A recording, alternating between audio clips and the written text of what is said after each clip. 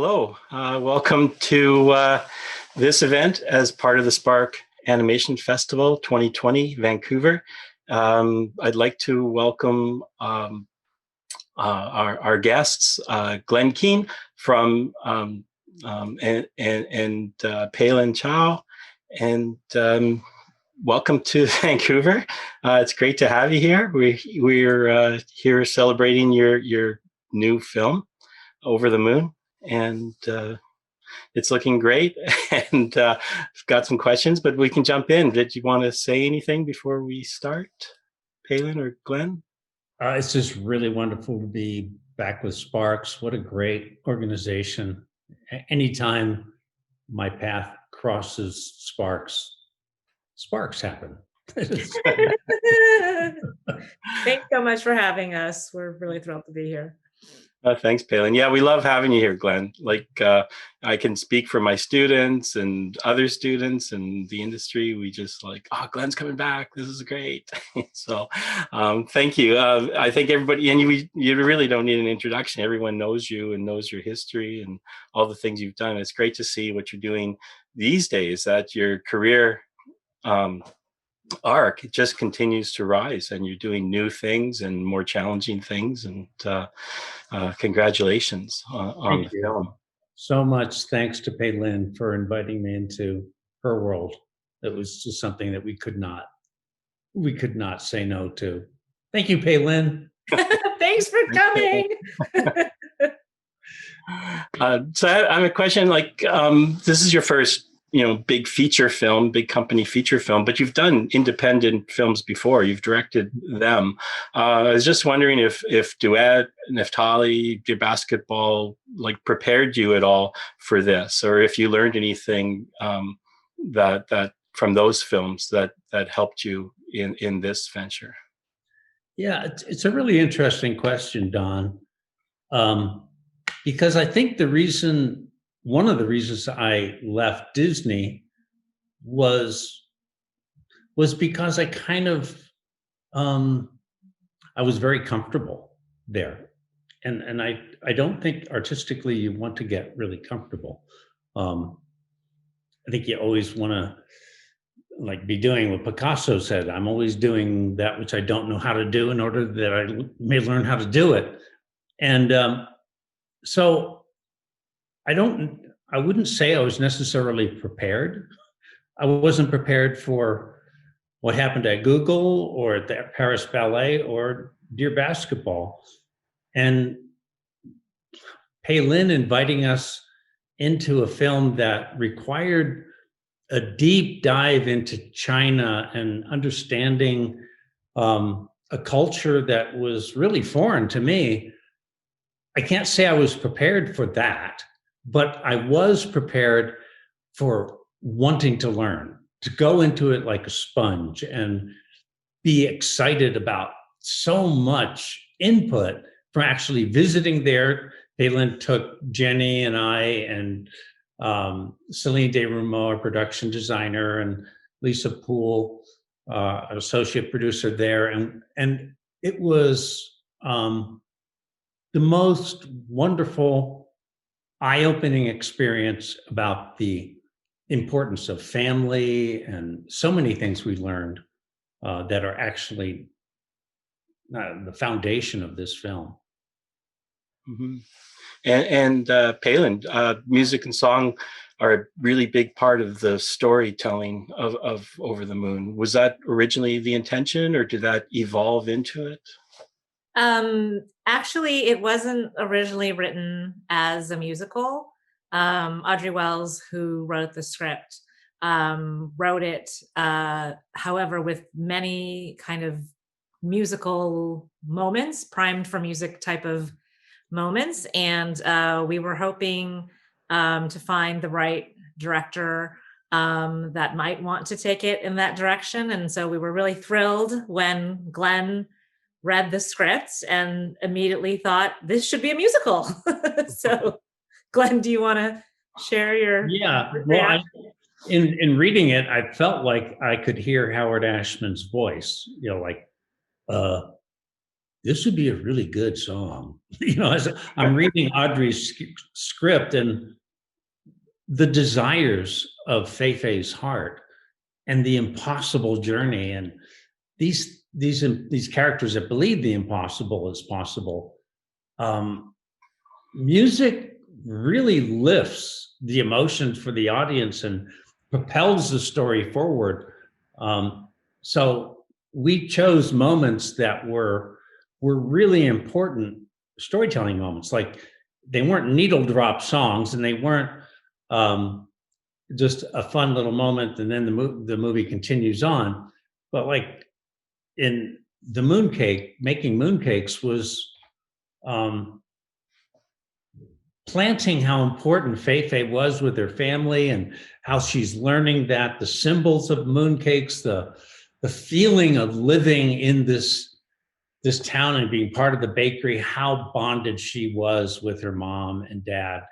And then to really address the death of her mom in the most poetic way we could, and Fei-Fei's struggle with that and cutting her hair, and then the greater bonding of her dad. I mean, these were gigantic tentpole things that are all done in that song, and for each of the songs carried weight with it in that sense.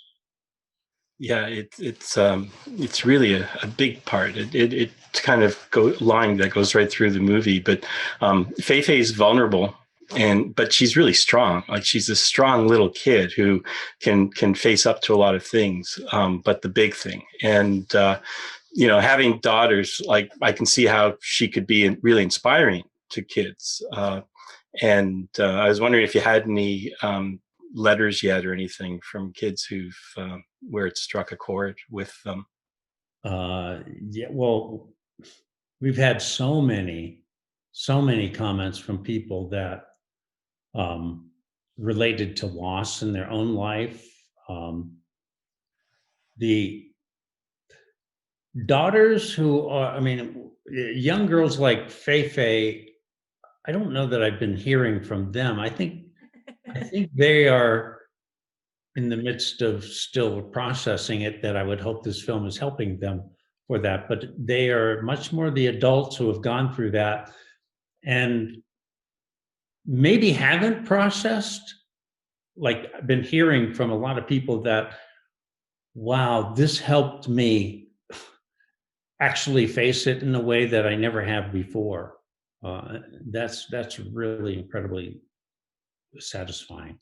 Yeah, it must be a great feeling to get that, because that's what you want to do in a film, is you want to touch people and you know make it a film that's, like, valuable in people's lives. A lot of moms, actually. We've heard from a lot of moms.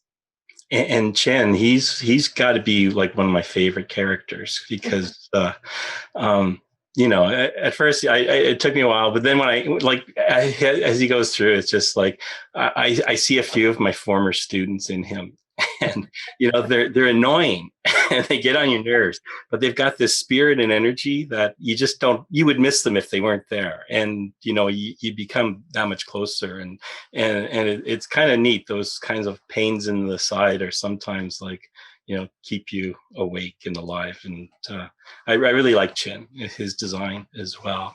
My first drawing of Chin, in reading it, I was thinking, okay, so Chin is all about being a superhero. And I noticed that anytime we would take a picture of my grandson, who at that time was 6, he couldn't just, like, if you said smile, he would never just smile. It was always like, some kind of big superhero dramatic pose, like he was battling some monster. And so the first drawing I did of Chin, I just copied a photo of Roman doing that. And that became like, yeah, that's exactly how he sees himself. And the counterpart to Fei-Fei being Bungie, and the counterpart to Chin being Croak, they both believe in Fei-Fei and Chin, like with all of their heart. And it's really awesome to have cheering section with your main characters all the way through the movie. And the design is awesome. Yeah, you had a lot of help from Jin Kim, who's one of my heroes and longtime Disney veteran character designer. And so it was you and he who did the designs. Well, I've known Chin since we did Treasure Planet, and Jin has this ability to really see in 3 dimensions, and his drawing can rotate a complex figure in 3 dimensions, like Chang'e's face or Fei Fei's face, and he also really understands animation with the squash and the stretch and all the subtleties. And Jin and I share a very similar way of drawing. So I felt like he and I really spoke the same language, and I could just really trust him with doing so many of the drawings that guided Sony in doing all the rigging, and also with Leo Sanchez doing the modeling.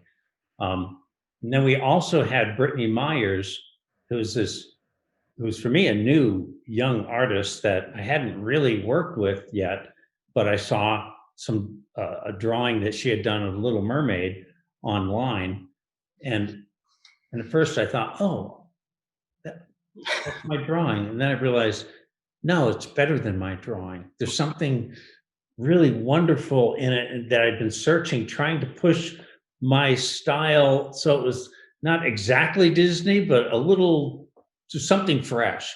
So Jenny Rim said, well, let's hire her. And so it was really the trio, myself, Jen, and Brittany, that really gave form to all the characters. Oh, that's great. And I'm waiting for the Art of book. I heard it's in progress, but I haven't seen a date yet with Leonard Maltin authoring. Can't wait. You did a great job. Really, really wonderful. Your drawing style shows up in the film as well, because you did two 2D sequences of that, and I love seeing that, and I love the fact that you do something in that you rarely see, and that's you kept the construction, you kept it gestural, you didn't clean it up to the nth degree where you lose all that life, and so it was really neat to see that you did that yourself, right? Those scenes. Don, thank you for saying that. I knew that was going to be a big challenge, but I really wanted to animate it myself, which is what I did. But I'm a procrastinator, and it was the last thing that we approved in the movie, and it was really important that it be actual hand drawn, because it was, bringing to life an illustration on the scarf. So it really had a purpose in style in the film as well. And then Aiden Terry, who was my assistant for Dear Basketball, was my assistant throughout the song of the legend of Chang'e. But then he did all the stuff with Fei Fei in Fei Fei's room as she's building a rocket, and you see the rocket go behind her, and all of that stuff was really incredibly technically difficult, with animating equations and the rocket taking off, the rocket hitting the Georges Méliès moon. That was all Aiden Terry. That's great. Yeah, the animation's flawless, like all through the movie, watching it, because as a teacher, I'm always watching for, great references for action analysis in the classroom. And oh, by the way, we look at your Tarzan on the Vines all the time. The rough, the very rough where Jane is a circle, and we go through that, because I always try to show the 2D animators how important it is to flesh out the feeling and the care, what they're feeling. And anyway, what I was getting to was that in the dailies and revisions, were you part of that? Like, because as an animator, as a longtime animator, you're you're probably got this urge to go into the scene, and animators are all about detail, and directors need to see the big picture. Was there a conflict with that, or did you do drawovers the way you did in Tangled? Yeah, when I think back at the beginning of the film, how wonderful it was to have Palin's encouragement, and Melissa Cobb's encouragement, Jenny Rim, just how much they loved hand drawn, the look of it. And so I never felt like I was forcing something of me into the movie. It was more like, give us as much of that as you can. And I felt very comfortable being able to draw over people's animation. Dave Smith at Sony came up with a system that really allowed me to draw very quickly and easily over people's work. Every shot in the movie, I have drawings that I did over top of people's animation. It's the best way for me to communicate. I know that, in this movie, I definitely drew more than on any film, hand drawn or CG I'd ever done. Oh, well, that's why the animation's flawless, I guess. The No, it's actually, I have to say, at one point, Sasha and I were having a conversation about bringing a live action model to play the part of Fei, so it would be a common bond for all the animators. And he said, "Oh, Glenn, can we just let the animators film themselves?" And I said, "Well, in Little Mermaid, we had Sherry Stoner, who was our model for that." And he said, "Yeah, but I think if the animators perform it themselves, they're going to feel it. And if they're animating the feeling, they're going to have something deeper." And I thought, man, was he right? That yeah. It just came across with such sincerity, everything that they performed. And we could cut together a live action version of this movie and just see the animators playing those moments. Oh, that'd be fun. I'd watch that. It's true though. Until I took a 3D course, I didn't. From one of my former students, actually, I didn't realize how important it was to film it. I always acted in front of mirrors the way we always did, but filming it gives you all the nuances that you would never catch, and they're real because they're yours. And yeah, right. Yeah, and one part in the film is the teacher says no doodling allowed. Did you put that in there for all the animators and cartoonists who struggle through school getting yelled at by their teachers? No doodling. They look down at Fei-Fei's drawing. No doodling allowed. Doodling, yeah. Doodling, yeah. And I just said, oh man, that must be for all of us who got yelled at in grade 4. Yeah, I think that was a way for us to be able to express the common bond we as artists have, that nobody quite gets us. There's a club you're a part of. Oh yeah, it's true. One thing I tell my students, we're probably the most diverse group in this university because we don't look at who we bring in. It's just portfolio based, but we're all similar. Yeah, you're right. So it's just we all are kind of off in a certain way. Jorge Gutierrez talks about that, related to autism, and I can see that. But that's what brings them together. They're such a bonded people too.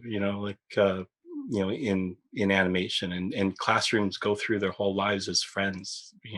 That they met in animation school. You're the same, I think. In Cal Arts, right?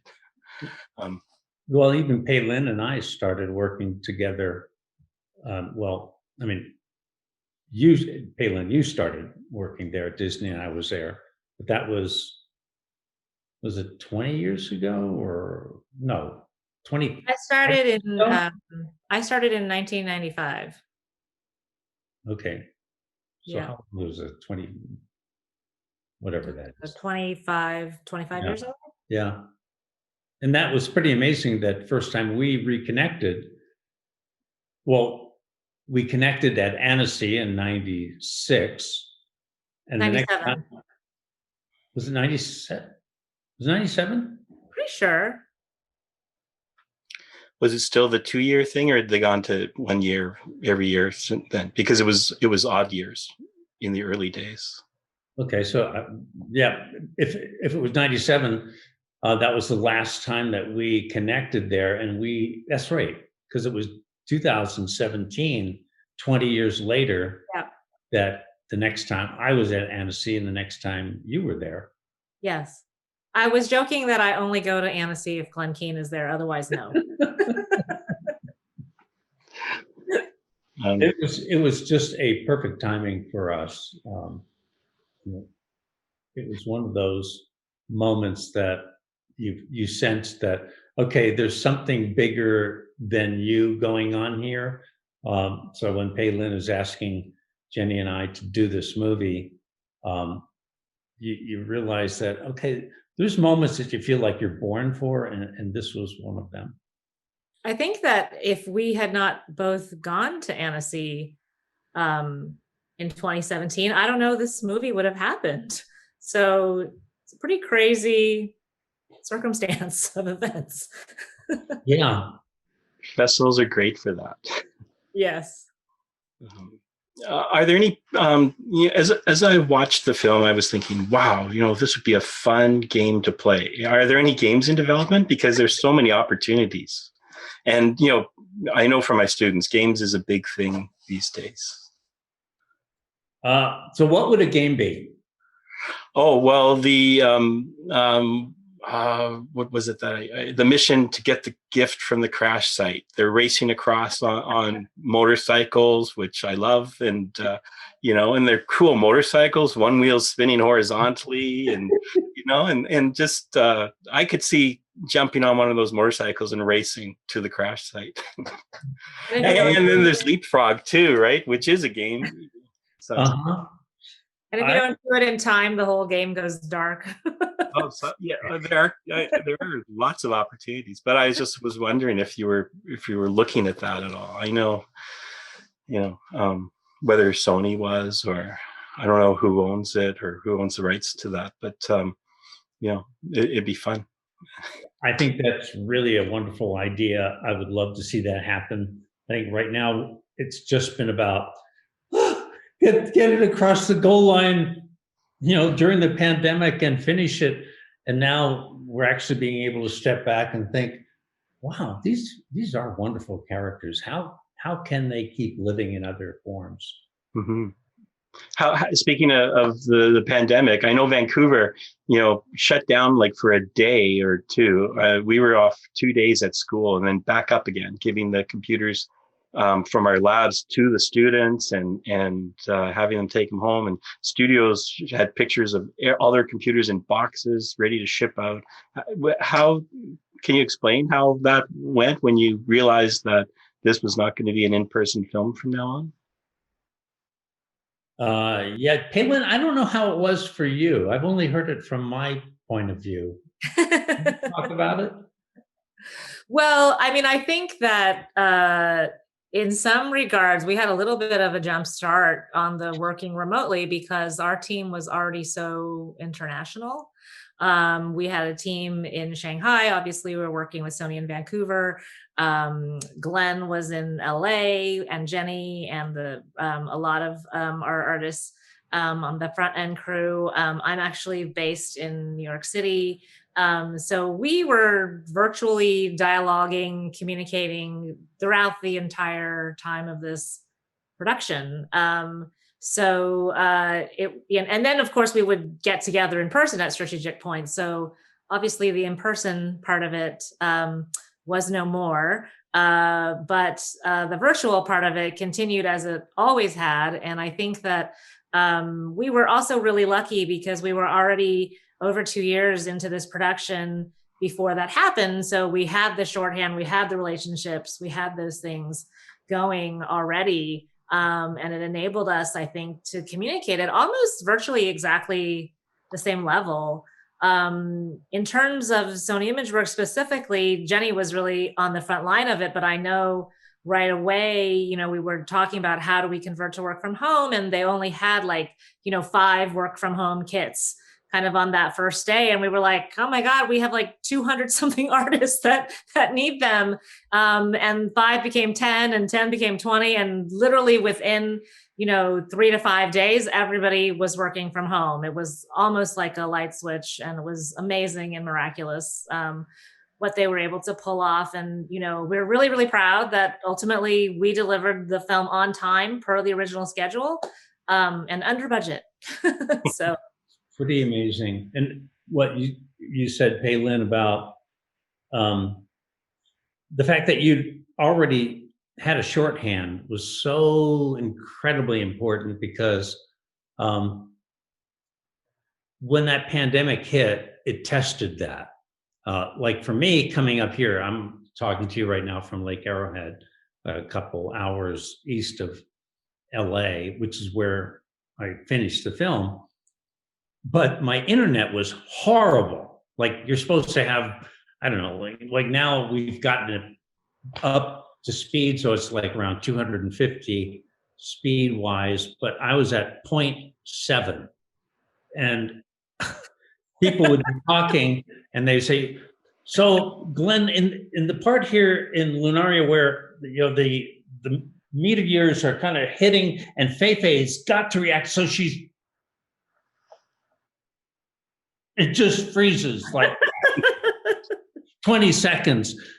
And so I'm thinking, Celine, what are you talking? What are you trying to say? And I would just, okay, wait. And then finally she would,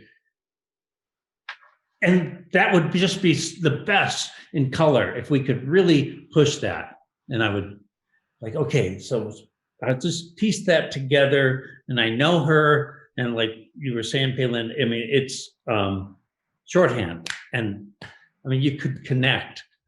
So even in really trying technical communication, we were able to keep moving forward without skipping a beat. Well, we're getting close to the end. We're actually over. We started a little late, so we're kind of going over a little late. But the audience is asking, has been posting questions, and there's one that's really kind of thought provoking. It's about Chin. He's never really talked about his father in the film, who's obviously not there, does he let's see how, but it's because he's already overcome the loss, presumably the loss of his father, that he guides Feifei as a mentor. Peilin? We did talk about that, that obviously Chin at some point had overcome a loss as well, but that there are different ways to approach, and also one presumes that probably happened to him when he was younger than it did for Feifei, because he's younger. And we didn't delve into that part of the story, obviously, but we always love the idea that here's a kid that is like just open to everyone, and up for anything. And kind of how that developed his personality to a completely different kind of person, like very much the opposite of Feifei in a way, due to the choices that he's made. And, we felt like that connection between them and the fact that he's kind of approaching life in a way that Feifei would benefit from kind of made him the perfect companion on this crazy journey. Okay, thanks. Yes, I think it's really cool that he always went to Feifei. I mean, Feifei never went to him. It was always him coming at her, trying to open her up. And Feifei's approach to Mrs. Zhang was backing away, never ever approaching her for anything until the end of the movie, when Feifei sees Mrs. Zhang carrying a plate. She says, "Oh, here, let me help you." I mean, that is in a microcosm what Chin was doing throughout the film. Feifei learns. Yeah. Well, that's great. Uh, anything else to say? I'd like to thank all the Vancouver animators here. Thanks for bringing it to Vancouver to help with the production. It was great. It was great news when I heard that was happening. But thanks to the Sony animators who worked on it. But anything to say before we wrap up? Well, I learned so much on this movie because of the team we had in Vancouver. Every time we came up, it was always too short. I mean, it was typically a week. Sometimes it was 2 weeks. But if I could have to be able to just to spend the whole time working with that team, I would have loved to have done that. Every animator, every lighter, the effects animators, the cloth. I mean, nobody gave anything less than 110%. Nobody ever said, "Well, this is the best it is." Sorry. They always Dave Smith was constantly like, "Okay, so Glenn, here's this cloth in the Chamber of Exquisite Sadness of Chung, and her hair is floating, and I know they sweat blood to get it to what they were showing." But he would say, "So this is where it's at, and I expect you're going to want to do some drawings over top. So let us know what you think." And it was never there was never any sense of guilt, like if you were pushing it better. I mean, I would sometimes get a look of like, from production, we do have to get the movie done, so there is that. But this team, I've never worked with any team that had so much of their heart and soul into every frame of it, and you feel it in every way. I've seen the movie 1,000 times now, and I always see something I've never seen before. I mean, isn't that true, Peilin? Yeah, absolutely. Absolutely. It's amazing. Well, that's great. Yeah, I'm going to be watching it again. Yeah, thanks, and I recommend everybody to see it. It's on Netflix now, and you can tune in. So, thank you so much. I'm sure you've got other projects coming down the pipe, and we'll be glad to hear about it when it happens. And but thanks so much for taking part in the Spark Festival this year, both Peilin and Glenn. It's so wonderful to have you here. It's great to talk to you again, Don. Thanks, and So much. okay, thanks. Goodbye.